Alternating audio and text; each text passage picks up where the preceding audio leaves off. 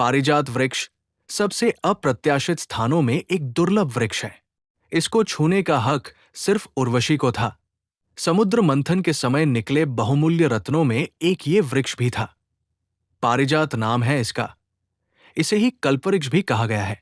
पूरी रात सुगंधी बिखेरता पारिजात भोर होते ही अपने सभी फूल पृथ्वी पर बिखेर देता है। अलौकिक सुगंध से सराबोर इसका पुष्प केवल मन को ही प्रसन्न नहीं करता, अपितु तन को भी शक्ति देता है। एक कप गर्म पानी में इसका फूल डालकर पिए, अद्भुत ताजगी मिलेगी। ये पश्चिम बंगाल का राजकीय पुष्प है। इंद्र के बगीचे में स्थित इस वृक्ष को सिर्फ उर्वशी को छूने का अधिकार था।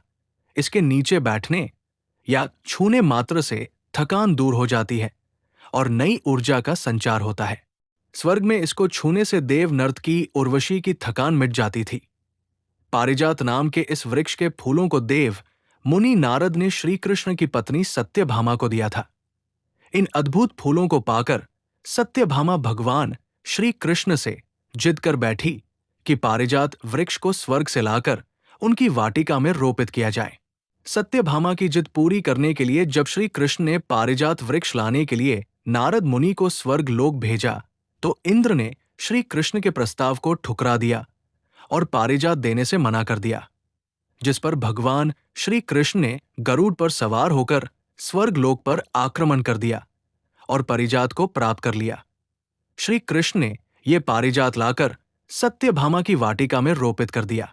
भगवान श्री कृष्ण ने पारिजात को लगाया तो था सत्यभामा की वाटिका में, परंतु उसके फूल उनकी दूसरी पत्नी रूकमणि की वाटिका में गिरते थे।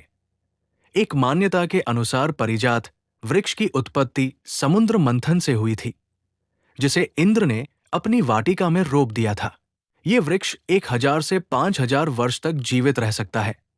पारिजात वृक्ष के वही फूल उपयोग में लाए जाते हैं जो वृक्ष से टूटकर गिर जाते हैं, यानी वृक्ष से फूल तोड़ने की पूरी तरह मनाही है। ये वृक्ष आसपास लगा हो, खुशबू तो प्रदान करता ही है, साथ ही नकारात्मक ऊर्जा को भी भगाता है।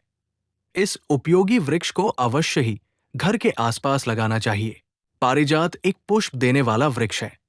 इसका वृक्ष 10 से 15 फीट ऊंचा होता है। पारिजात पर सुंदर व सुगंधित फूल लगते हैं।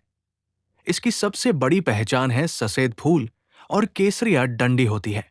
इसके फूल रात में खिलते हैं और सुबह सब झड़ जाते हैं।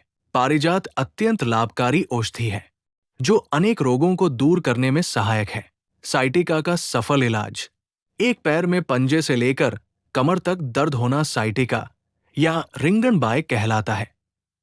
प्राय पैर के पंजे से लेकर कूल्हे तक दर्द होता है जो लगातार होता रहता है। मुख्य लक्षण यह है कि दर्द केवल एक पैर में होता है। दर्द इतना अधिक होता है कि रोगी सो भी नहीं पाता। हारसिंगार के 10 से 15 कोमल पत्ते को कटे फटे ना हो तोड़ लाएं। पत्ते को धोकर थोड़ा सा कूट ले या पीस ले। बहुत अधिक बारीक पीसने की जरूरत नहीं है। लगभग 200 से 300 ग्राम पानी 2 कप में धीमी आंच पर उबालें। तेज आग पर मत पकाएं। चाय की तरह पकाएं। चाय की तरह छान कर गरम गरम पानी काढ़ा पी ले। पहली बार में ही 10% फायदा होगा। प्रतिदिन 2 बार पिए। इस हरसिंगार के पत्तों के काढ़े से 15 मिनट पहले और 1 घंटा बाद तक ठंडा पानी न पिए। दही, लस्सी और आचार न खाएं।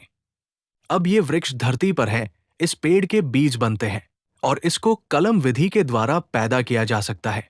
रात को इसके फूल खिलते हैं और गंध इतनी दिव्य है कि इस लोक की लगती ही नहीं है।